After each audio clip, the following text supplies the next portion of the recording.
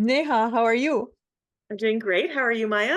I'm fine, thank you. It's very nice to see you. I know I've had you as a guest before, and so it's my pleasure to have you as a guest again on these Wicked series. And well, today one thing that I want to talk to you about, and well, since last time now you're a bencher, so this is a very nice thing. Congratulations, although it's been a while now that you're a bencher. But you're this is one of the many things that you do. You're a bencher, you're a criminal defense lawyer, you're a business owner, you run your own firm, and you're a mom, and you're involved in all kinds of other activities other than being a bencher that are also related to criminal law. So basically, you're doing a ton of things, all, and that's on top of being a criminal defense lawyer, which we know is a very demanding job. So, what we want to talk about here today is actually burnout, because this is something that many of us are feeling right now, and many of our colleagues who left the defense bar have probably felt, and that was one of the main reasons why that and money could also lead to burnout. And it is a common problem that we're seeing, especially after the pandemic, I find. And this is one thing that I wanted to talk to you about, Neha, because you do it all, but you always do it with a smile on your face. You're so funny. For anyone who follows you on social media, we all love to read your tweets because you always do it with a very funny story and with your own way. So you're the perfect person, I think, to tell us about, how you're dealing with these difficult times. Like, first of all, do you have stressful moments, or is it just us normal people and maybe you don't? And if you do, well, then how do you deal with them? How can you always have a smile, always seem to have a lot of energy? Well, first, I think that I am really driven by humor. So Hmm. I think that I have a smile on my face because I'm always able to find the humor in most situations. I mean, our jobs are really, really hard, Hmm. and And they're not funny. they're not funny. No, No. very serious. And we see people on perhaps the worst days of their lives That's and true. expressing the worst moments of their lives, and that's not funny. But there is so much lightness in the world.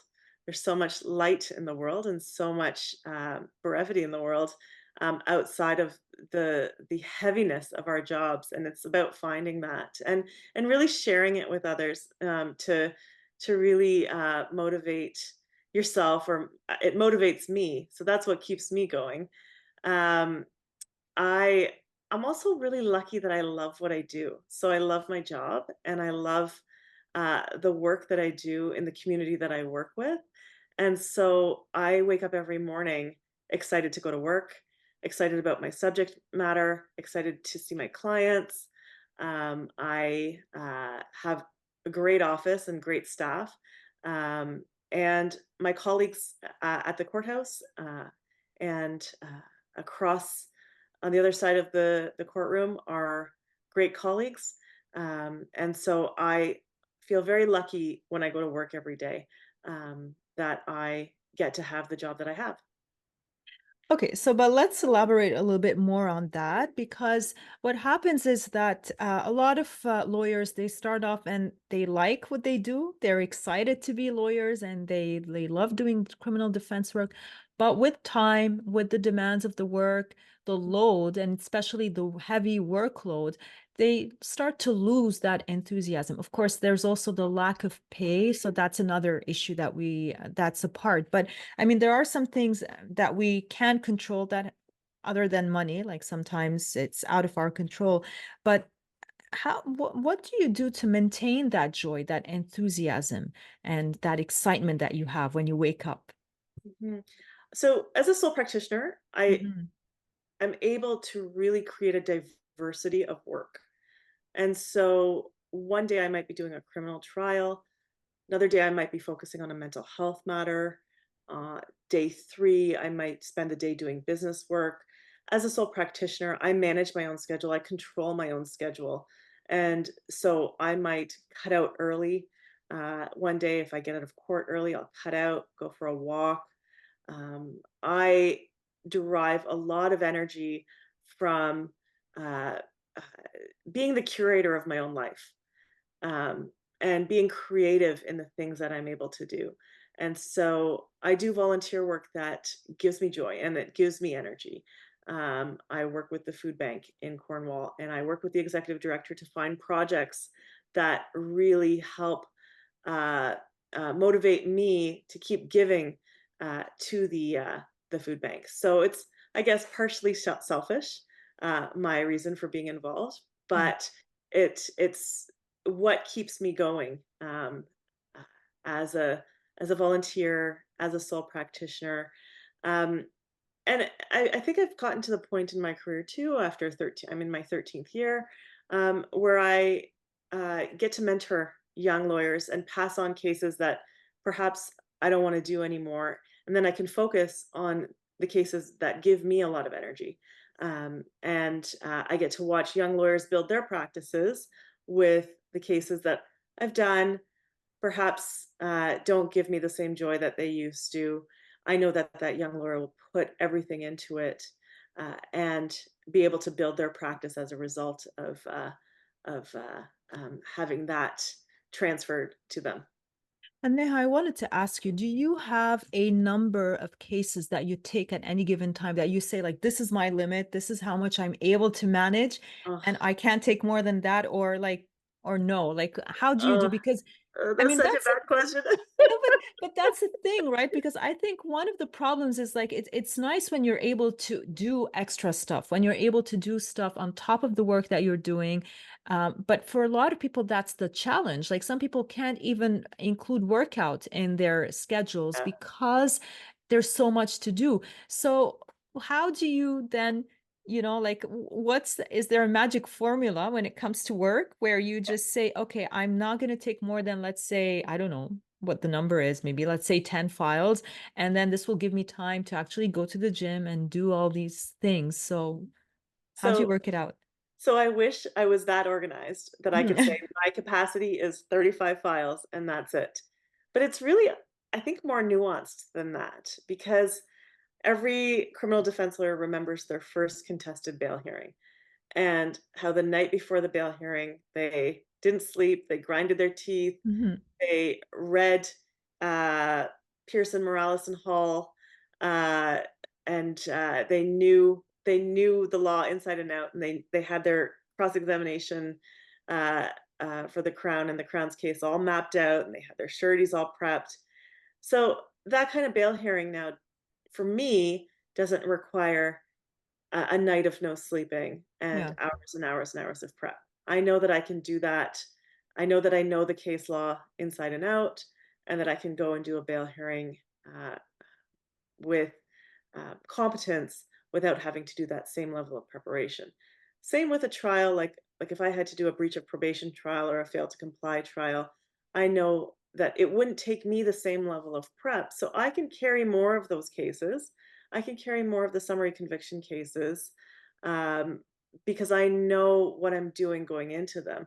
It's the big cases that I Hmm. have to be very careful about, because of my schedule, because of traveling, and because of uh, my kids. I can't carry more than 10 to 12 big cases at a time.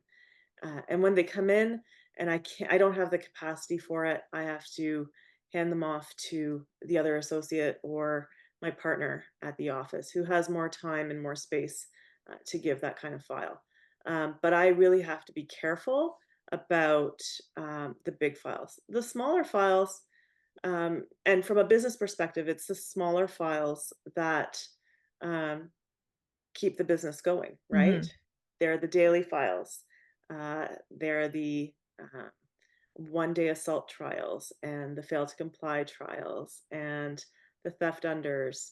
Um, from a business perspective, we have to keep those going. And so I don't really limit myself with those cases. A little bit more so now, I've been giving them to my associate because of the venture work in Toronto.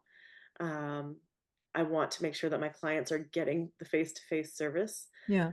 Um, and I mean, that was a decision that I had to make as I became a bencher, was how much work can I actually take on? But it's a different conversation when you get to be more competent. in your area of practice. When I was younger, someone told me don't carry more than 30 files. And it's not the files, it's the clients, right? Those Mhm. are 30 human beings who are now going to be part of your life, whose stories and whose families and whose histories and the context of their crimes that you're going to carry on your shoulders. So, what I learned from that number 30 was that that number belonged to that individual. That was his capacity for how many people he could carry on his shoulders. And it's an onerous task being someone's lawyer, right? Yeah. It is a massive responsibility, and so uh, for him, that massive responsibility was capped at 30. Um, for me, it's a little bit. I can carry a little bit more, but that's my capacity for work and how many my office can carry. And, I also have that to be yeah, go ahead. sorry, Matt. I also have to be cognizant about my staff and how many phone calls they can take in a day. Yeah, yeah. How much the phone can ring. We only have 3 lines in the office, and it can't be ringing constantly. And just to clarify, when you say the 30 or 40 or whatever number, that's for you, Neha, you are the lawyer, or is it for the firm that you're sharing with your associates? So, that would be for me personally, and Okay. 30 is not my number, that was his number. Yes. Yeah. But, yeah, Yours is a but bit higher. mine's a bit higher. Yeah. Mine's innumerable. Okay. But okay, so so you have that amount of files that you carry and your magic number, but then I mean, the thing about criminal defense is that not every day is the same thing, and there are, and honestly, the more challenging days are the days where you have a plan in mind, you have your to-do list, like this is what I have to do today, and then something comes up and everything changes. So that's also another challenge that we have. It's we can't always control what happens in this practice. Mhm, And that also that is on top of things that happen, on a personal level sometimes that can force you to no longer be able to do as much. So what do you mhm. do? Because you have kids, so I Yeah. presume that your life, is very unpredictable on a personal level when you have kids. So if you can also explain how do you manage when something like that happens? Yeah. So I think that becoming a sole practitioner and becoming a criminal defense lawyer was perfect for me because I thrive in that specific kind of environment. I like chaos. So I like Okay. the unpredictable. I never wanted to have a job where I go to work every day and I sit in a box and I arrive at the same time and I leave at the same time every day. That didn't match my personality and that Mhm. matched my work style. And I think that, in fact, there's quite a few people who thrive in that kind of work environment, and we call ourselves criminal defense lawyers.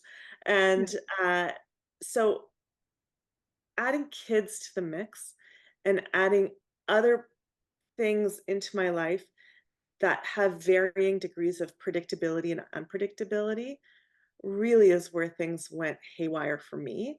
So having kids is complete their lives are completely unpredictable. Yeah. Their days are unpredictable. My son woke up this morning, my oldest son woke up this morning with a cough and a fever. Mm. I had a trial. My spouse, who's a professor, had to give his students their final exam. What were we going to do, Yeah. right?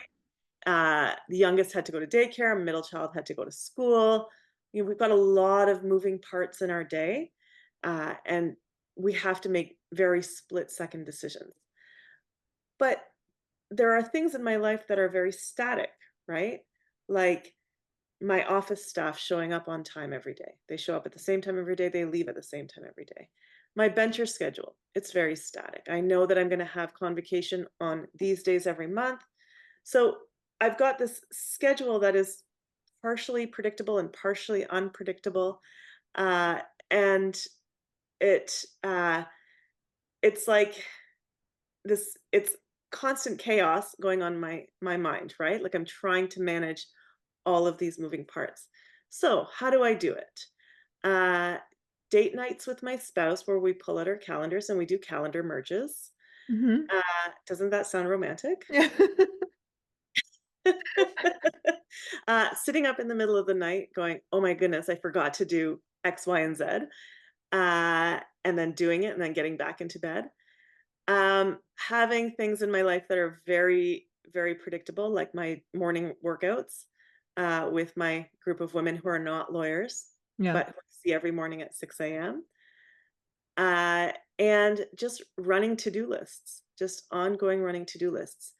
The other piece about being a sole practitioner and being a criminal defense lawyer is that we end up with large pockets of time where we are just waiting or sitting or something has collapsed and Yeah. it's like a trial will collapse on a Monday morning and we're just left with a large pocket of time. Part of that time needs to be spent on rest. It has to be spent on rest because our Instead schedules of are working on the next case. yeah, Okay. yeah, you have to spend time resting. Just because an afternoon opens up doesn't mean that you have to fill it with work. You have to spend time taking care of yourself. You have to maybe treat yourself to Okay, so that's a good point because that leads to this guilt that many of us feel, right? Like when like a lot of lawyers have a hard time turning off their phones. Like I've started doing this. Like now when I feel like there are times where I just can't deal with anyone, work or not work, I just turn off my phone and I don't want to, I want to disconnect from the world. But it's hard. Like sometimes you can't. You feel guilty. So like what do you do? Do you turn your phone off? Do you disconnect? Do you take time to just like not deal with work and do something that has nothing to do with criminal law? yeah, I found a hobby late in life, and, my hobby is What is writing. it? Okay, I really like writing. writing. Well, that's still Uh, related to work, though. I mean, that's what many of us do all the time, right? Like appeal lawyers are always writing. I found that I like to write more, journalistic writing, more, Okay. uh, stories from my life, sometimes filled with jokes or personal reflections, and it makes me really happy whether I share it with the public or not. I like walking. I really like walking with music. Like I said earlier, I like to go to the gym. It's hard for me to unplug. It's really hard for me to unplug. I'm thinking about my cases and my clients constantly. Yeah. It's really hard for me to let go of work. And what I've let go of is the guilt about not letting go. But Uh, how? Like that's the hardest part. How do you do that's it, the Neha? hardest part. Yeah. Yeah. I think it was a bit of self acceptance. It was the idea that I am really lucky because I like my job and I like what I do and I like my clients. And so once I accepted that about myself, I was able to say, I can do this all the time and not feel guilty about it. And this is my brand of practicing law. This is how I serve the community. And if it is my obsession, that's okay. Um, and I do find little spaces where I am able to unplug, whether it's for half an hour for a walk or, maybe a hair appointment or a drive somewhere where I can't look at my phone. Uh, but it's letting go of the guilt um, of of not letting go. I think that was so freeing for me. The acceptance that I'm lucky that I like what I do. Yes. Yeah, no, that is true. And like liking your job is first of all the most important thing. Like you have to enjoy this job because if you don't, then it's very difficult to be a practicing criminal defense lawyer when you're not interested in crime and what happens in these types of cases. But it's true that I mean there's the guilt of, of working and missing out on work, but there's also this guilt, like you don't feel guilty that you're working. Like I think that what you're trying to say here is that it doesn't bother you, even if you're on vacation, you're doing some work, you don't feel guilty. Like you don't feel bad because many of us, that's how we feel, right? Like even if we want to take some time off, we feel guilty when we find ourselves having to answer those emails and, Yeah. answer these calls. So that helped from Yeah. your perspective. That Oh, helps. absolutely. And every time I go on vacation, I set a vacation message. Every time. And I, about 2 or 3 days in, start looking at my emails because I start Hmm. getting that feeling, that sensation of it's like a weird work FOMO, right? The fear of Yeah. missing, right? You wanna know what's happening, you're worried that you're missing something. About day 4, I'll text my partner, and he'll chastise me for checking in, and he'll say everything is under control, but I like checking in, and I like being updated on the job, and, um, I didn't take long maternity leaves, but it wasn't because I felt like I had to go back to work, it was because I wanted to go back to work, and so, when it's a positive desire to go back, then I think it's okay, and I think we need to forgive ourselves. All of that to say, I completely respect and value um, when people take time off. It is so necessary. And when my staff and when the lawyers at my office take time off, I refuse to speak to them because I want them to rest and I don't want them checking into the office. Yeah. And I know that when colleagues go on vacations, I don't begrudge them. I don't think negatively. I'm happy. I want them to go on vacations. I don't want them to come back early. I don't want them checking in because I want them to rest and enjoy their vacations and do things on their own terms. But I mean, but because you agree though that vacations are still important. Like it Oh, is important for. totally. Totally important. Get away, get sunshine, see the world. We're so insular as criminal defense lawyers. We think that, our world is the world or, that this is it. But once you get out there and you see the entire world, enjoy it, take it in, see how the other half is living, right? Like it's so, so, so important. Yeah, yeah. And Neha, how does humor help in dealing with stress? Because I mean, anyone who follows you on social media, we notice that your tweets are very funny.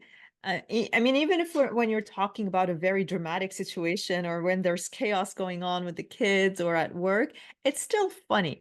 And so, is that because you're a funny person, or is it also a way to, release some stress and anxiety? And how do you no, like, how does that factor in?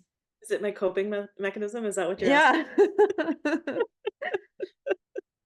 I'm not sure. I try not to be too heavy on the Mhm. socials. I try to keep it light. I've dipped my toe into a little bit of heaviness here and there, but and I think that's just the nature of the job and the nature of the work and the heaviness of what we carry. Um, but maybe for me, making others laugh or bringing lightness to a situation helps me connect and helps me feel connected um, to other lawyers, and that's my way of building community with other lawyers. And how important is this feeling of building community for, like this feeling of burnout? Like I just feel sometimes like many lawyers do feel like they're a bit isolated in this profession. Even those who work in firms, I mean, there is this sense of isolation because at the end of the day, when you're working on a file, you have to work on your own. And it's many hours that you're spending all alone trying to work on that case. So how, like how do you build that community? Like I know when you're with someone, you're working with someone, it helps, but still, like how do you because it is important to be connected. Yeah, this job is very isolating. It's very Yeah. lonely. It can be incredibly isolating, and COVID-19 did not make it any better. I used to spend hours in our courthouse library, um, making jokes with other practitioners, hanging out with other lawyers. I used to look forward to in Ottawa, there was the Tim Hortons. I loved Yeah. hanging out in that Tim Hortons, just lingering. I was always lingering with other lawyers, and that sense of community and that feeling of community was lost. Yeah. over the COVID-19 pandemic. I found myself looking forward to Zoom court and looking to see who had their Yeah. screen on, because I wanted to see people, I wanted to feel Yeah. connected with people. It was a very isolating time, and I think that's when I really emerged on social media and really tried to connect with the outside world, using that platform because I was so lonely, um, during that time. I had a baby in 2019, so I had our 3rd, uh, in actually this week in 2019, and so we had a 10-month-old at home, 11-month-old, 10-month-old, at home, uh, at the time when everything first shut down. So it felt a little bit compounded because we couldn't really go anywhere. We were Yeah. home with baby and 2 older kids, and, um, being able to connect with others on social media was my way of being connected, and I've been lucky enough to keep those relationships, to maintain those relationships. So now when I travel for venture work, I see people that I met on social media some years ago, and, it is so rewarding to get to build those friendships, Yes. um, IRL, in real life. Yeah. So it, um, if you're authentic about it on social media, if you're authentic about your journey and your process and what's going on in your life, then you're able to make authentic relationships with other members of the bar, and, I find that really rewarding. And I mean, like that is true. That is one of the positive sides of social media is that it allows you also to meet people that otherwise you would never have been able to meet, like in different jurisdictions, and you get to know them. And when you actually meet them in person, like you said, it's a reward. It's even better. But you can still build some friendships and connections on social media, which is also really very nice. Okay. Well, Neha, I don't want to take any more of your time. You were very generous to chat with me, and it's always very nice to see your smile and how funny you are. Oh, Um, right back at you, Maya. so so no, but it was really very nice, and we will hopefully I'll have you again as a guest. It's always my pleasure to have you as my guest and to chat with you, and we'll be watching what you're doing next. So I don't know what your next step will be other than being a venture, but I'm sure there's more in the future. It's gonna be a vacation. It's gonna be a vacation. A real one, A though. real one. Sure, I promise. Wink. All right. Thank you, Neha. You're welcome.